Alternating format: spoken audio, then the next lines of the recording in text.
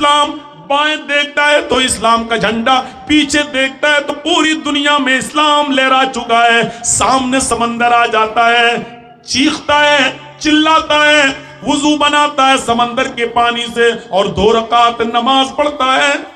نماز پڑھنے کے بعد وہ عقبہ ابن نافع سمندر کو دیکھتا ہے، سمندر کی لہریں جوش مار رہی ہیں، طوفان بھی آیا ہوا ہے.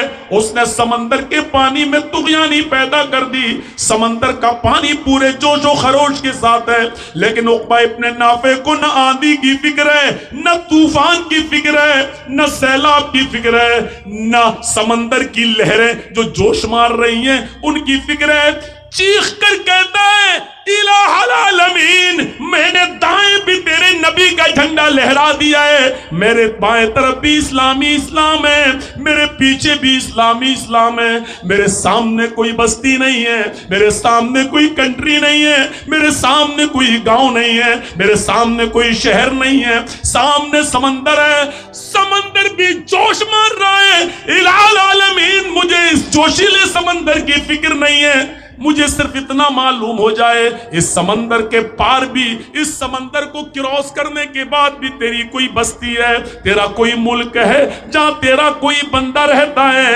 اللہ تیری عزت کی قسم کھا کے کہتا ہوں، میں اپنے گھوڑوں کو سمندر میں ڈال دوں گا، میں لہرانے والی موجوں کو نہیں دیکھوں گا، میں اٹھنے والے سمندر کے اندر ان موجوں کی پرواہ نہیں کروں گا، میں اپنے گھوڑوں کو سمندر میں ڈال دوں گا اور اس وقت تک رکنے کا نام نہیں لوں گا جب تک کہ سمندر کو پار کر کے، سمندر کو کراس کر کے اس ملک میں، اس گاؤں میں، اس شہر میں، اس سٹی میں، اس کنٹری میں بھی جب تک تیرے نبی کا جھنڈا نہ لہرا دوں، جب تک تیرے نبی کا جھنڈا نہ پھیرا دوں، اس وقت تک میں چین سے سونے کا نام نہیں لوں گا، میں چین سے مجھے نیند نہیں آئے گی. لیکن مجھے معلوم نہیں کہ سمندر کو پار کراس کرنے کے بعد بھی کوئی ملک ہے یا نہیں.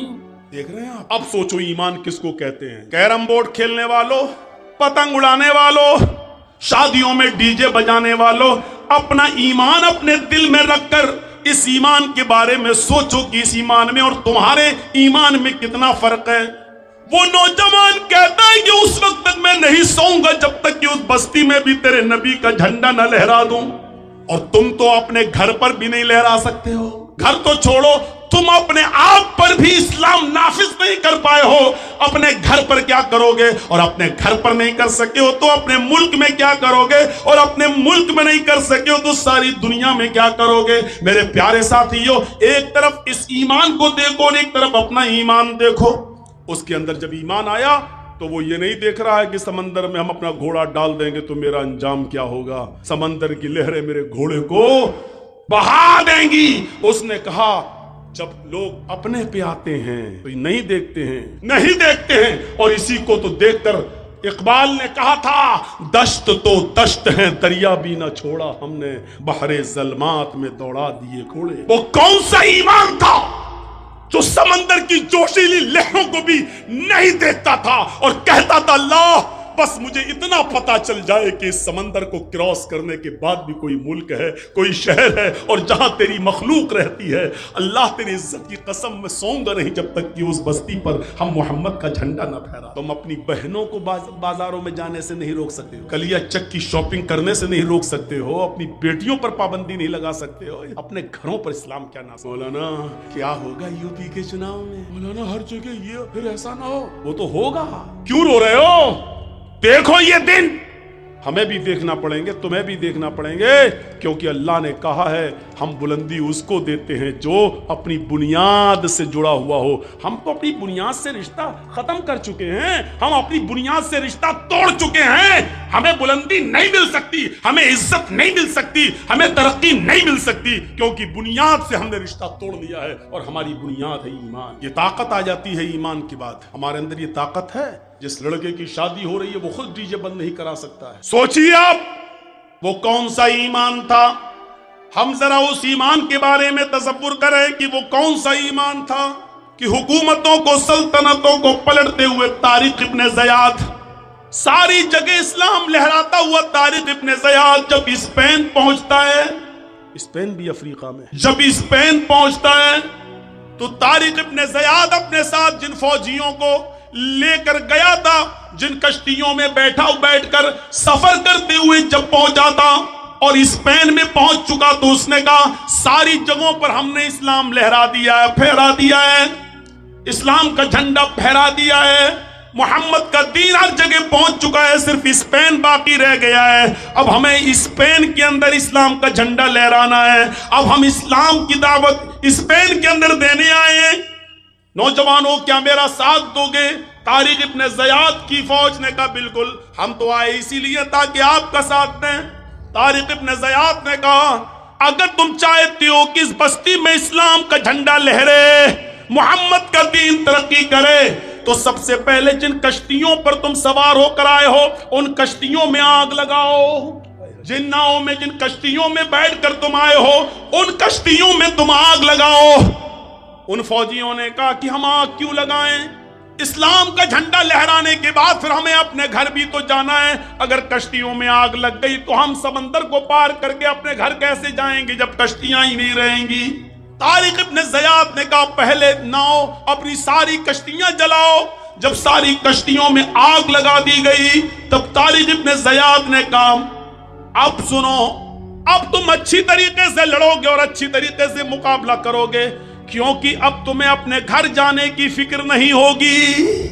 ایمان دیکھیے کسی کے اندر جب ایمان پیدا ہوگا تو کیسے؟ سنو، ہم نے کشتیاں جلا دی ہیں، گھر واپس جانے کا سپنا اب تمہیں نہیں دیکھنا ہے، اب اس اسپین کے اندر اسلام کا جھنڈا لہرانا ہے، اب اس کے دو ہی راستے ہیں، یا تو زندہ رہنا ہے تو محمد کے دین کے لیے لڑنا ہے اور جھنڈا لہرانا ہے، اور اگر ایسا نہیں کر سکے ہو تو لڑتے لڑتے اپنی جان دے دینا ہے اور شہید ہو جانا ہے۔ ان دو راستوں کے علاوہ ہمارے پاس کوئی راستہ نہیں ہے۔ گھر واپس جانے کا تصور اور اس کی وچار، اس کا اپنے دماغ سے، اپنے مستشک سے، اپنے مائنڈ سے نکال دو، اپنے برین سے اس بات کو نکال دو کہ تمہیں گھر واپس جانا ہے، اب اندلس میں رہنا ہے، اسلام کا جھنڈا لہرانا ہے، زندہ رہنا ہے تو لڑنا ہے، اسلام پھیلانا ہے، یا پھر مر کر شہید ہو جانا ہے، تیسرا راستہ نہیں ہے۔ میرے بھائیوں، یہ طاقت ایمان کی طاقت تھی، ایمان کی طاقت طارق ابن زیاد کے اندر، جس نے کشتیوں کو جلا دیا تاکہ ہمارے کسی فوجی کو دیکھا ہے ہم ہار جائیں گے، یہ لوگ بہت زیادہ ہیں، ہمیں مار دیں گے، بھاگا، سمندر کے پاس آیا، کشتی اٹھائی اور لے کے چلنے لگا۔ نہیں، جب کشتیاں ہی جلا دی گئی تو بھاگنے کا تصور ہی نہیں ہے، اب لڑنا ہے، یا تو اسلام پھیلانا ہے زندہ رہ کر، یا مر کر شہید ہو جانا ہے، دونوں صورتوں میں گھر نہیں جانا ہے۔ میرے پیارے بھائیوں، یہ اسلام کا تصور تھا، یہ ایمان کی طاقت تھی۔ کیا کہو گے؟ مولانا بات تو صحیح کہہ رہے ہیں، جو آدمی رات کے 12 اور 1 بجے جس کی ایمان کی طاقت یہ ہو کہ اس کی نظریں موبائل پر اور وہ دیکھ رہا ہو ابھی تو 1 GB باقی ہے، 1.5 GB روز مل رہی تھی، یہ ٹائم ختم ہونے سے پہلے اس کو بھی استعمال کر لو، تو بجائے اس کے کہ اس کو قرآن کی آیتیں اور قرآن کی تلاوت سننے میں، کسی عالم کی تقریر سننے میں وہ 1 GB ختم کر دینی چاہیے، لیکن وہ لا یعنی اور بیہودہ چیزیں دیکھ کر وہ 1 GB ختم کر رہا ہے۔ یہ ہمارے ایمان کا حال۔ وَلَا تَهِنُوا وَلَا تَحْزَنُوا وَأَنْتُمُ الْأَعْلَوْنَ إِن كُنتُم مُؤْمِنِينَ۔ مومنو تم غم نہ کرو، مومنو تم مایوس نہ ہو جاؤ، مومنو تم پریشان مت ہو، مومنو تمہیں پریشان ہونے کی کوئی ضرورت نہیں ہے، تمہیں نراش ہونے کی ضرورت نہیں ہے۔ وَأَنْتُمُ الْأَعْلَوْنَ، تم ہی بلند رہو گے، تم ہی کو حکومت دیں گے، تم ہی کو سرداری دیں گے، شرط یہ کہ پہلے تم اپنے اندر ایمان پیدا کر لو، پہلے تم اپنے اندر ایمان پیدا کر لو۔ وہ حضرت خنسا، عورتیں آئیے نا ماں بہنیں، سنو، تمہاری نکیل کسنا زیادہ ضروری ہے، اور سنو وہ کون سا ایمان تھا، وہ کون سی طاقت تھی؟ وہ خنسا جو اسلام لانے سے بہت بڑی شاعرہ تھی۔ پہلے تو خنسا کا ایک مختصر سا انٹروڈکشن کرا دوں، بہت بڑی شاعرہ تھی اور بہت بڑی بزنس مین۔ مکے میں جب آتی تھی اور اکاس کا میلہ جہاں لگتا تھا مکے میں، وہاں اس کا خیمہ لگتا تھا، خیمہ، اور اس خیمے کے باہر لکھا جاتا تھا ارسل عرب، عرب کی سب سے بڑی شاعرہ، عرب کی سب سے بڑی مرثیہ پڑھنے والی خاتون، اتنی قابل عورت، لیکن اسلام لانے سے پہلے اس کی حالت ہوئی۔ جب وہ اسلام نہیں لائی تھی، اس کا ایک بھائی معاویہ، کافروں نے اس کو مار دیا، ختم کر دیا، قتل کر دیا۔ خنسا اپنے بھائی معاویہ کی یاد میں بوڑھی ہو گئی، بار بار اس کو یاد کرتی رہی. خنسا کا دوسرا بھائی تھا صخر. خنسا کا دوسرا بھائی تھا صخر. صخر نے اپنے بھائی معاویہ کا بدلہ لینا چاہا. دشمنوں کو پتا چل گیا. دشمنوں نے خنسا کے دوسرے بھائی صخر کو بھی قتل کر. جب صخر بھی قتل کر دیا گیا تو خنسا اپنے دونوں بھائیوں کی جدائی میں پریشان ہو گئی. اس نے شعر پڑھنا چھوڑ دیا. لیکن اپنے بھائی کی جدائی میں جو وہ شعر پڑھا کرتی تھی, اس شعر سے آپ کو اندازہ ہوگا کہ صخر کے مرنے کے بعد خنسا کو کتنی تکلیف ہوئی. وہ جب بھی سورج نکلتا تھا اور سورج غروب ہوتا تھا تو خنسا کہتی تھی یذکرنی طلوع الشمس صخرا اذکرہ لکل غروب شمس. عربی کا یہ شعر پڑھا کرتی تھی خنسا. آئے سورج تو کیوں نکلتا ہے, آئے سورج تو کیوں طلوع ہوتا ہے, آئے سورج مت نکلا کر, آئے سورج تو کیوں چمکتا ہے تو مت چمکا کر. یذکرنی طلوع الشمس صخرا, آئے سورج جب بھی تو نکلتا ہے تو مجھے میرے بھائی صخر کی یاد دلا دیتا ہے, مجھے صخر کی یاد آ جاتی ہے. اور جب سورج ڈوب جاتا ہے, رات آ جاتی ہے, تو خنسا کہتی ہے اذکرہ لکل غروب شمس, اے رات تو کیوں آتی ہے, اے سورج تو کیوں غروب ہوتا ہے, اے سورج تو کیوں چھپ جاتا ہے, اے اندھیرا تو کیوں آتا ہے, اے رات تو کیوں آتی ہے. جب بھی تو آتی ہے اور میں بستر پر جب سونے جاتی ہوں تو مجھے صخر کی یاد آتی ہے. سمجھ رہے ہیں مطلب؟ یعنی کوئی دن ایسا نہیں جاتا کہ سورج نکلا ہو اور میں نے اپنے بھائی صخر کو یاد نہ کیا ہو, اور کوئی رات ایسی نہیں کہ جب میں بستر پہ سونے جاتی ہوں تو مجھے میرے بھائی صخر کی یاد نہ آتی ہو.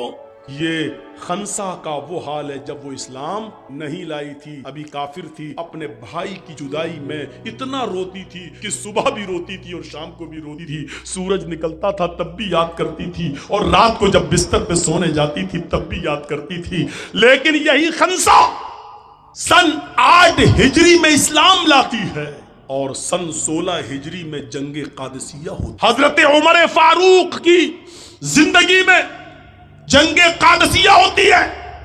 یہی خنسا جو کبھی اپنے بیٹوں, جو کبھی اپنے بھائیوں کو بھول نہیں سکی تھی حالت کفر میں 8 ہجری سے پہلے, لیکن جب 8 ہجری کے بعد اسلام لائی تو ایمان لانے کے بعد اس کے اندر کیا طاقت آئی شاید آپ کو نہیں معلوم. سنو اس کے اندر کیا طاقت آئی. وہ خنسا جو اسلام سے پہلے اتنی کمزور تھی کہ سورج نکلتا تھا تو کہتی ہے کیوں نکلتا ہے, مجھے صخر کی یاد دلا دیتا ہے. رات آتی ہے تو کہتی ہے کیوں آتی ہے رات, مجھے صخر کی یاد آ جاتی ہے. یعنی مجھے نہ دن میں چین نہ رات میں سکون, مجھے میرے بھائی کی یاد. لیکن جب ایمان لاتی ہے 8 ہجری میں اور 16 ہجری میں جب جنگ قادسیہ ہوتی ہے تو اپنے 4 بیٹوں سے کہتی ہے بیٹو, ہائے ہائے ہائے, ڈی جے بجانے والوں سنو, کیرم بورڈ کھیلنے والوں سنو, اور 250-300 آدمیوں کی بارات لے کر, چوروں ڈکیتوں کو لے کر لڑکی والوں کے گھر چھاپے مارنے والوں سنو, ہوگے تم چودھری اپنے گھر میں رہو, ہوگے تم مکھیا اپنے گھر کے, ہوگے تم سردار اپنے گاؤں کے, یہ نوٹنکی اپنے گھر میں رکھنا. ہوں گے تم MLA, ہوں گے تم MP, ہماری نظر میں یہ سب نوٹنکیاں اپنے گھروں میں رکھنا. ہم یہاں تمہاری نوٹنکی سننے نہیں آئے, یہاں ہم اسلام سنانے آئے ہیں. اور اس میں مولوی جرجیس بھی لپیٹے میں آ سکتے, مولوی بھی لپیٹے میں آتے ہیں. اسلام وہ مذہب ہے جو کسی کو نہیں چھوڑتا. تبت یدا ابی لہب, ارے نبی کے چچا کو نہیں چھوڑا تو ہم اور آپ کیا. جو غلط ہے وہ غلط ہے, جو بھی ہو. ابھی کوئی لڑکا کسی لڑکی کو لے کے بھاگ جائے, پنچایت بیٹھ جائے گی, سردار جی آئیں گے پنچایت کرنے کے لیے, اور دونوں طرف کی باتیں سن کے کیا کہیں گے, صاحب 8 دن کے بعد لڑکی کو لے کے آیا ہمارا, چل 2 لاکھ روپے لڑکے والا لڑکی. ہوتا کہ نہیں ہوتا فیصلہ؟ ایسا فیصلہ کرنے والے سرداروں قیامت کے دن اپنی گردن اللہ کے عذاب میں ڈال چکے ہو. لڑکا بھاگا تو لڑکی بھی تو بھاگی تھی. فیصلہ کرتے ہو لڑکا دے گا پیسہ, لڑکے کا باپ دے گا پیسہ, لڑکی کے باپ. شرم نہیں آتی فیصلہ کرنے میں؟ کس قانون کے تحت تم نے یہ فیصلہ کیا ہے؟ ٹھیک ہے مجرم ہے تو دونوں مجرم ہے نا. اگر لڑکا بھگا کر لے گیا ہے تمہاری بیٹی کو تو تمہاری بیٹی نے بھی تو بھاگ کر قصور کیا ہے. زبردستی گھر سے کھینچ کے تو نہیں لے گیا تھا وہ, تو نے بھی تو موبائل دیا تھا اپنی بیٹی کو, واٹس ایپ پہ بات ہوئی ہوگی, کلیا چک چورنگی میں ملیں گے, چلو آ جانا. وہاں سے بھاگی ہوگی تمہاری بیٹی, اور فیصلہ تم کیا کرتے ہو صاحب, لڑکی کی عزت داغدار کرتی ہے, اب کون کرے گا اس سے شادی. کرے چاہے بھاڑ میں جائے, تمہیں فکر کیوں ہو رہی ہے صاحب؟ لڑکے سے کرو. لڑکا کہتا ہم نہیں کریں گے. کیوں؟ کہ یہ تو اور 10 کے ساتھ چکر چلتا ہے, اس پر نہیں کرنا ہے تو تم لے کے گئے تھے, اس کی عزت داؤں پہ لگی, کرو. نہیں تو 4 लाख रुपया दो, 5 लाख रुपया दो, 2 लाख रुपया दो। लड़के का बाप भी सोचता है 2 लाख रुपए दे के छुटकारा पालो। ये फैसला तुम करते हो, जबकि फैसला ये होना चाहिए कि अगर दोनों शादीशुदा हैं तो दोनों को पत्थरों से मार मार के खत्म कर दो। दोनों कुंवारे हैं तो दोनों को 100-100 कोड़े मारो और 1 साल के लिए मौजमपुर, लखीपुर, श्री रामपुर सब बाहर निकाल दो, इनको घर में घुसने मत दो। 1 साल के लिए डिस्ट्रिक्ट मालदा में इनकी शक्ल न दिखाई दे, वो भी कब? 100 कोड़े दोनों को मारने के बाद। फिर 1 साल के लिए दोनों को शहर से बाहर। जिनकी सजा ये होनी चाहिए उनकी सजा आप क्या दे रहे हैं? लड़के वाला 2 लाख रुपए देगा। भाई तेरे बाप का कानून चल रहा है। कुरान कहता है लड़का लड़की भागने में और जिनाकारी में लड़की का रोल नंबर 1 होता है, लड़के का रोल 2 नंबर पे होता है। गलती लड़की की तरफ से ज्यादा होती है। ये कुरान कह रहा है सजा लड़की के बाप को मिलनी चाहिए, लड़की को मिलनी चाहिए, सजा आप लड़के को दे रहे हैं। कुरान ये कहता है कि जिनाकारी में, बदकारी में, लड़के को बहलाने में, फुसलाने में, लड़के को भगाने में लड़की का रोल अहम होता है। अज़्ज़ानियतु वज़्ज़ानी फजलिदू कुल्ल वाहिदिम मिनहुमा मियता जल्दा। अल्लाह ने पहले ज़ानिया औरत का नाम लिया, लड़की का नाम लिया। जिना करने वाली लड़की बदचलन, लड़की बदचलन लड़का, गलत काम करने वाली लड़की, गलत काम करने वाला लड़का। अभी तक तुम्हारा कैमरा सेट नहीं हुआ भाई, इतनी देर में तो लड़की सेट हो जाती है आज के माहौल के हिसाब से। अब ये वो लोग सुनने आए हैं, बताइए तो आप, ये लोग सिर्फ अपना चैनल चलाने आए हैं, कमाने आए हैं। हवा निकाल दिया। चाचा तुम मत उठना, यहीं बैठे रहना, पूरी तकलीफ सुनना। आज अगर गए तुम चाची से शिकायत कर देंगे आपकी, इसमें भी भलाई है। सुनिए मेरे भाइयों, बड़ी अच्छी बात बता रहा हूँ। लड़की की तरफ से गलत काम के लिए उकसाया जाता। पहले सरदार लोगों, आपको कुरान की रोशनी में मैं मशवरा दे रहा हूँ, कोई सरदार हमारा मुखालिफ नहीं है। जितनी इज्जत, सच है, हकीकत है, मेरे पूरे हिंदुस्तान में प्रोग्राम होते हैं। बाहर भी गया हूँ, अभी कोरोना के चक्कर में नहीं जा पा रहा हूँ, अल्हम्दुलिल्लाह अक्सर मुल्कों में मैं जा ही चुका हूँ, कंट्रीज में। लेकिन ये भी कहता हूँ मैं डंके की चोट पर कि जो प्यार, जो मोहब्बत, जो इज्जत बंगाल वालों ने मुझे दी है, यकीनन वो मुझे ना तो यूपी में मिली, ना पूरे हिंदुस्तान में कहीं और मिली। ये भी मैं इस बात का इकरार करता हूँ। लेकिन इसका ये मतलब नहीं है कि अब आप इस तारीफ में फूल जाएं। साहब हम बड़ी इज्जत करते हैं। हमसे लोग पूछते हैं कि बंगाल वाले कैसे समझ जाते हैं तुम्हारी बात। हैदराबाद में लोगों ने पूछा, यूपी में पूछा, हर जगह लोगों ने पूछा। हमने कहा जितना बंगाल वाले समझते हैं उतना तो कोई समझता ही नहीं है। यूपी में मैं कह रहा हूँ कहाँ तुमको वोट डालना चाहिए, कोई समझ ही नहीं रहा। बंगाल में मैंने एक इशारा किया, पूरे बंगाल ने वही ठोंक दिया जहां मैं चाहता था। मैंने कहा जितना बंगाल वाले मेरी बात मानते हैं और समझते हैं उतना तो पूरे हिंदुस्तान में कोई नहीं समझता। लोगों, अरे लोग तो पूरे हिंदुस्तान में आप चले जाइए, हमको उस पर वो इतनी वायरल हुई वीडियो कि लोग बंगाल का मुख्यमंत्री हम ही को समझते हैं। मौलाना बंगाल, वो अरे मौलाना साहब आप, जाने कितने लोग तो हमसे कहने लगे मौलाना एक काम है मेरा बंगाल में करवा दो। मैंने कहा मैं कैसे करवा दूं यार, पहले मुझे अपना तो काम कर लेने दो। हमसे कहने लगे मौलाना मेरा काम करवा दो, मेरा एक बंगाल में ये काम है वो काम है। यानी लोग हमको बंगाल के बारे में पता नहीं क्या तसव्वुर करने लगे। ये हाल हो गई। और जब मैं बंगाल में प्रोग्राम करने आता हूं तो मेरे अब्बू मेरी अम्मी बड़ी मुतमईन हो जाती है, कहते नहीं मेरा लड़का ठीक जगह जा रहा है, वहां सेफ्टी रहेगी। दूसरी जगह जाता हूं तो रोज एक दिन में 10 बार फोन करते हैं, बेटा कैसे हो, कोई बात तो नहीं है, टीवी पे ऐसा दिखा रहा है, तुम्हें कोई दिक्कत तो नहीं है। लेकिन बंगाल आ जाता हूं तो वो बिल्कुल टेंशन फ्री हो जाते हैं, कुछ नहीं, बंगाल ऐसा ही है। अब ये बताइए कि कितनी बड़ी, जिसके माँ बाप को जिस स्टेट से अपने बेटे के लिए सुकून मिल जाता हो तो उससे बड़ी बात एक बेटे के लिए क्या होगी कि मेरे बाप बहन है। सोचिए घर की तरह समझते हैं कि मेरा बेटा अपने घर ही गया है, ये तसव्वुर। लेकिन सुनो, शिकायतें भी हमें तुमसे सबसे ज्यादा रहे, कभी इधर से उठना, कभी उधर से उठना, कभी बीच से उठना। फिर हमें लगता है, फिर मिसाल दो कि कुत्ते की तुम टेढ़ी रहती है तो वो कभी सीधी नहीं हो सकती। ये प्यार में दे देता हूं मैं यार, बुरा मत मानिए। तो ये चीज थी, हमें सोचना चाहिए। हजरत खंसा के बारे में हम बता रहे थे मेरे भाइयों, वो तसव्वुर कीजिए। 8 हिजरी के बाद जब वो खंसा इस्लाम लाई तो उसने क्या नसीहत की अपने बेटों से, मेरे बेटो ये जंग होने जा रही है जिसमें मुसलमान इस जंग में बढ़ चढ़कर हिस्सा ले रहे हैं। तो मेरे 4 बेटे हो, चारों बेटे मैदान जंग में कूद जाना। अरे मेरे बेटो, जंग में जाने से पहले मैं तुम्हें एक बात बता दूं, कोई बेटा अपनी माँ को गलत नहीं मान, वो छोड़ दिया मैं, ये लड़की की तरफ से शुरुआत होती है, बात वहां से थी लेकिन छोड़ दिया, चलो पूरा कर देता हूँ। हमेशा याद रखना कि जिना की शुरुआत लड़की, अगर लड़की ये चाह ले कि मेरे जिस्म को कोई हाथ नहीं लगाए तो जिंदगी में कोई लड़का किसी लड़की को हाथ नहीं लग सकता। याद रखिए, यहाँ कानून है। तो 21 साल का कानून बन रहा है, बल्कि बन भी गया है। शादी 21 साल हो, जितनी लड़कियों की शादी की उम्रें बढ़ाई जाएंगी उतने ही रेप केस, उतने ही शिकायतें ज्यादा मिलेंगी आपको। देखिएगा साहब, वो पढ़ नहीं पाती हैं, जो पढ़ने वाली होती है ना वो शादी के बाद भी पढ़ के दिखा देती है, और जो जिसको नहीं पढ़ना है तो माफ कीजिएगा प्रधान मंत्री बनकर भी वो अंगूठा टेक, हम गौर कर सकते हैं इस मिसाल। इसीलिए कुरान ने क्या कहा, जिना करने वाली लड़की और जिना करने वाला लड़का, फजलिदू कुल्ला वाहिदतिन मिनहुमा, इन दोनों में से हर एक को 100 कोड़े मारो। ये कुंवारे लड़कों के लिए और लड़कियों के लिए सजा है जिनकी शादी नहीं हुई है और गलत काम हो गया, दोनों की सजा। लेकिन इसमें लड़की, इसलिए अल्लाह ताला पहले लड़की का नाम, जिना करने वाली। लड़कियों को बुरा नहीं मानना चाहिए क्योंकि कुरान के हमारे सरदार साहब को भी फैसला सोच समझ के करना चाहिए। लड़के वाला 5 लाख, लड़की अब लड़का क्यों लेके गया, ये चीज सही नहीं है। सजा मिलनी चाहिए तो दोनों को मिलनी चाहिए, और नहीं दे रहे हो तो दोनों को नहीं दो। और मेरी नजर में तो यह है कि दोनों अपनी मर्जी से भागे हैं तो दोनों के माँ बाप को चाहिए कि इनका निकाह करा दिया। लेकिन ये चीज बहुत ज्यादा पत फैलने दो। अगर हर दोनों जो भागा और जो भगा के ले गया दोनों के निकाह होने लगे तब तो फिर आम हो जाएगा। फिर जो लड़का जिस लड़की को चाहता है और उनके माँ बाप शादी नहीं होने देते हैं तो वो दोनों भाग ही जाएंगे। बाद में तो समाज में शादी हो ही जाएगी हम दोनों की, ऐसे नहीं होगी, इसलिए भाग चलो। इसलिए इस चीज पर बहुत गौर करने की जरूरत है कि ये कैसे रुकेगा। मस्जिद आपके यहाँ बन रही है, चंदे का ऐलान हो रहा है, मस्जिद की कमेटी बन गई, जलसे की डेट ली गई, जर्जी साहब 29-30 दिसंबर दे दी, जलसे की कमेटी बन गई। इन लड़कियों पर कैसे नकेल कसे, गरीब लड़कियां बैठी हुई, इनकी शादी कैसे हो, जहेज कैसे रुके, इस पर भी कमेटी बननी चाहिए आपकी और हमारी, इस पर गौर करना चाहिए। तो खंसा ने अपने चारों बेटों से कहा, मेरे बेटो कल मैदान जंग में कूद जाना। लेकिन कोई माँ अपने बेटे को अपनी सफाई पेश नहीं करती है। लेकिन माँ जब उसके चारों बेटे मैदान जंग में जाने लगे, ईमान देखिए, ताकत देखिए, बुनियाद से रिश्ता देखिए।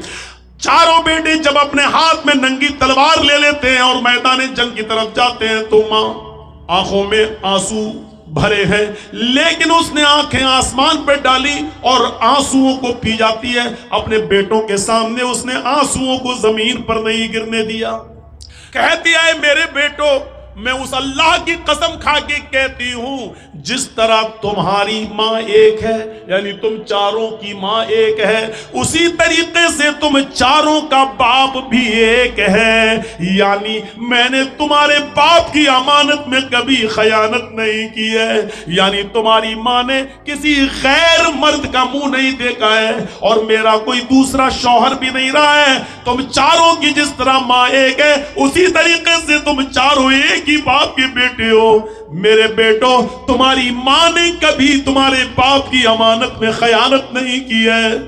तुम मेरे ही बेटे हो।